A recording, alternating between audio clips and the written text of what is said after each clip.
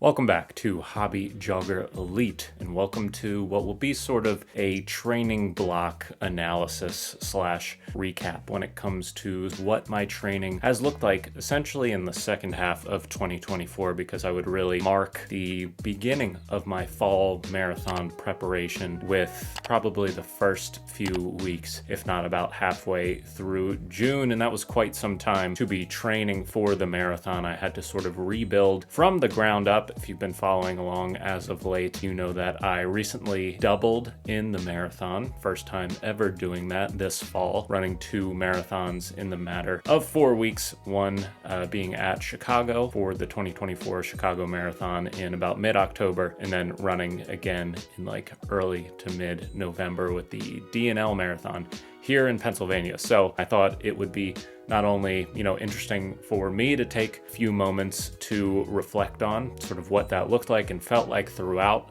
it all, but also hopefully extend some valuable insights to you and potentially your training if you're considering doing similar things, or if you're at sort of a similar spot in your running that I am at. So without further ado, let's take a look at what 2024 marathon training looked like for me. So I want to do this in a few different ways, and I think one of the valuable ways to do this is to compare it to what I did in 2023, because I would argue that 2023 was probably the year that I had the most personal bests, whether official or unofficial, and at like the most distances. But also I would say it was my best year of training that I've ever had. And that was not just for like my fall marathon training in 2023 and the lead up to the 2023 DNL marathon in November, where I had a personal best by over 13 minutes, I think, at the marathon distance, and in the lead up was running higher mileage, better workouts for a longer period of time than I ever had before. I was also doing that earlier in the year with races and training at the 5K distance, pretty much accidentally PB'd at the 10K unofficially in the middle of a marathon training block during a tempo run, and just felt sort of stronger, more confident, more capable than ever at pretty much every distance. So for context, back in 2023, I had an 18-week lead up to my one marathon that I ran. And over the course of those 18 weeks, with that sort of period where you're increasing from sort of your like off-season base mileage all the way up to like taper weeks, I still managed to average 79 miles a week. Again, including the outliers of like week 1 and week 2 in those last 2 weeks of tapering. I still managed to get that kind of volume, which I would say, definitely has its benefits and pitfalls for someone who hasn't run, for context, 80 miles a week in the past. In my previous, I believe, 3 marathons before last year's fall marathon, because last year's fall marathon was my 4th marathon. Those first 3 marathons, I think my peak week was like 70 miles flat. And I was usually in that like low 60-mile range for those first 3 marathons, where I ran like 316, 309, and 306, I believe. And I decided that one of the things I would try to do is run much higher mileage. And, I did a lot of new things during last year's training and lead up to the marathon. So I can't just attribute my like massive personal best in 2023 to all of that, but I also did 3 to 4 strength sessions per week consistently throughout and before that marathon training block over 18 weeks. I did 4 to 5 core sessions. I ate better than ever and really paid attention to eating a very healthy diet. I prioritized getting at least 8 hours of sleep a night, and that meant like going to bed at like 8 p.m. on some nights, like just made sure that I was doing that. So I tried to essentially cover all bases in 2023, and it obviously proved to be effective in getting the result that I wanted and far beyond the result that I was shooting for. I had about a 90-second personal best in the 10K in that marathon lead up on accident during sort of like a threshold tempo run, ran 37:31 in the middle of a workout. And I also obviously had a 13-minute personal best at the marathon, running 2:53:12 after running 3:06 and some change just 12 months prior. And not only was I maintaining like a good diet, tons of strength sessions, core sessions, mobility sessions, averaging 80 miles a week over 18 weeks, being incredibly disciplined with all that, having more confidence than ever that not only would I break 3, but like how far under could I break 3 comfortably. I also had a decent base for the first half of the year. So through the first 6 months of 2023, I ran 1,388 miles from January to June. So it was a little under that like 3,000 annual mileage pace. And in just the 90 days before the start of my marathon training block, so pretty much like the 3 months leading up, I had run 702 miles. So even higher pace, like sort of 8 miles a day around that. 2024 looked much different. If you've been following along with this marathon training series and sort of my videos since the spring, things were very rocky in the beginning of the year. I had to drop out of races due to, life events and all kinds of things. I was finishing up my master's program as well, which is now done and in the past, which I'm very thankful for. And it actually surprised me to find out that during the first 6 months of 2024, I actually ran relatively similar amounts of mileage than I did in 2023. I ran 1,347, so only 40 less miles in those first 6 months. But in those 90 days, so that sort of base building period, couple months of just like easy mileage and getting in some pretty basic workouts, I only ran about 500 miles as opposed to 700 in 2023. So in 2024, about 200 miles less.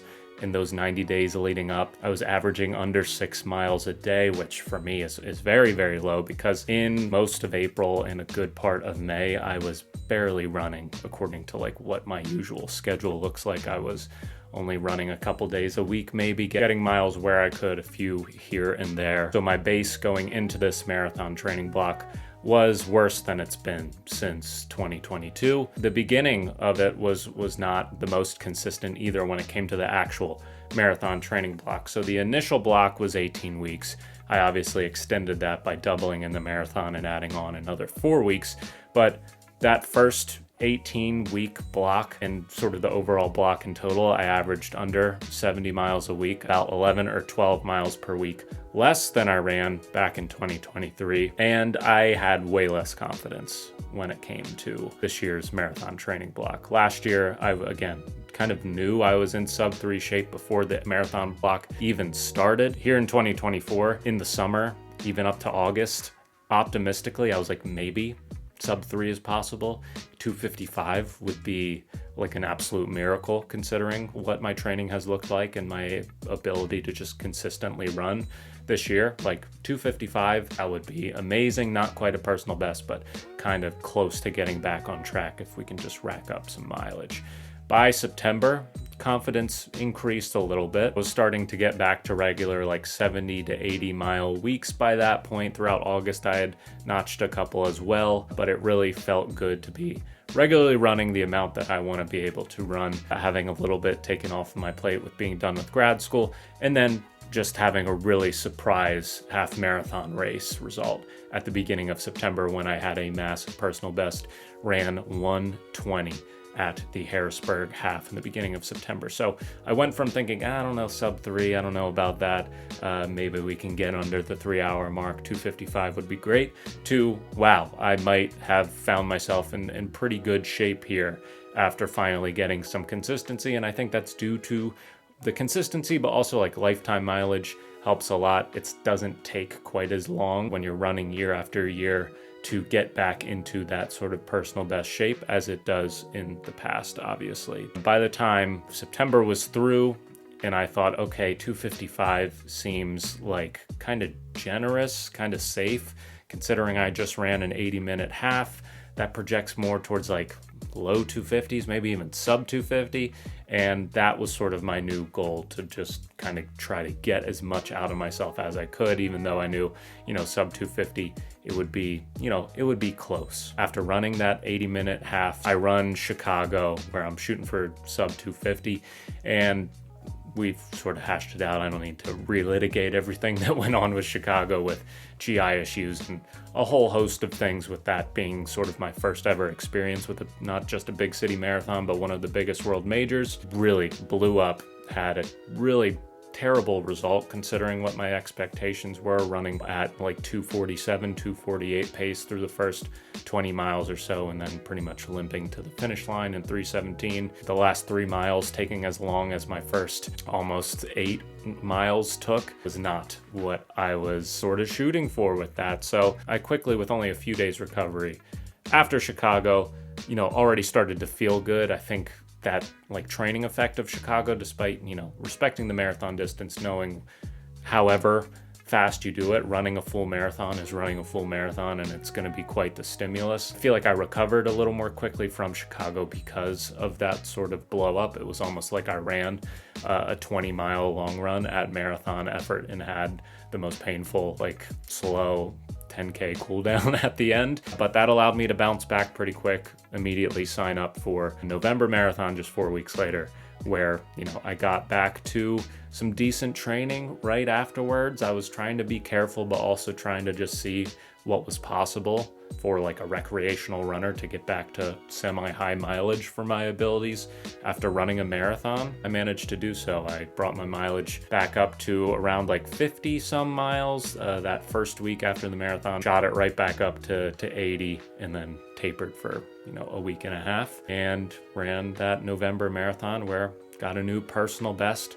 2:52:37 at the DNL marathon, which I recapped in last week's video if you want to watch that. So there were quite a few differences between 2023 lead up and 2024, which I have talked about. 2024, I did not do a single strength or mobility or core session before Chicago at all. Like the first 10 months of the year, I did not do a single thing like exercise wise outside of running, which isn't all that conducive when you're doing a bit higher mileage in the hopes of running a fast marathon.